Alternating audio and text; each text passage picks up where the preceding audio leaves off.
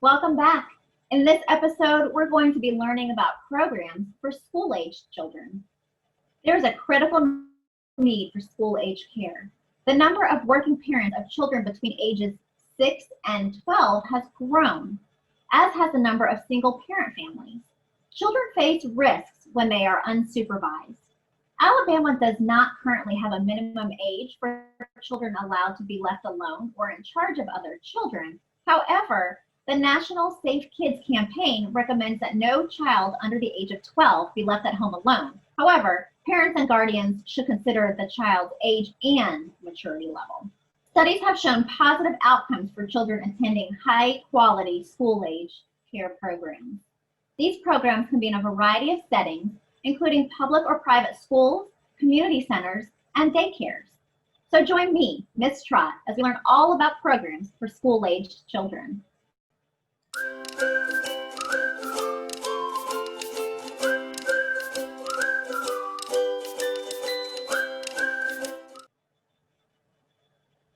School-aged children are developing a sense of who they are and what they can do. These children need challenges. They need to be independent and need others to accept them for who they are. A quality school-age program will meet these needs. It will also provide companionship, supervision, a safe environment, and activities to promote children's development. Parents have a variety of options when choosing after-school care, and one of the options is school-aged care programs. There are 3 program models used as curriculum formats in school-aged care programs. These are the child-centered, adult-centered, and unit-based models. A good program uses all 3 models to complement children's school and home experiences. Good programs also include activities that promote awareness and respect for cultural diversity. Several factors may influence the program model chosen. These include the ages, interests, abilities, and experiences of the children. Staff preference and the amount of time children spend in the program can have an influence too. Throughout middle childhood, children need room to practice their emerging skills. A quality school-aged care environment should provide appropriate space, materials, and equipment. The environment needs to be developmentally appropriate, reflecting the children's interests, ages, abilities, needs, and experiences. An ideal space is one that is designed specifically for school-age programs. When facilities are designed for other purposes, restrictions may apply.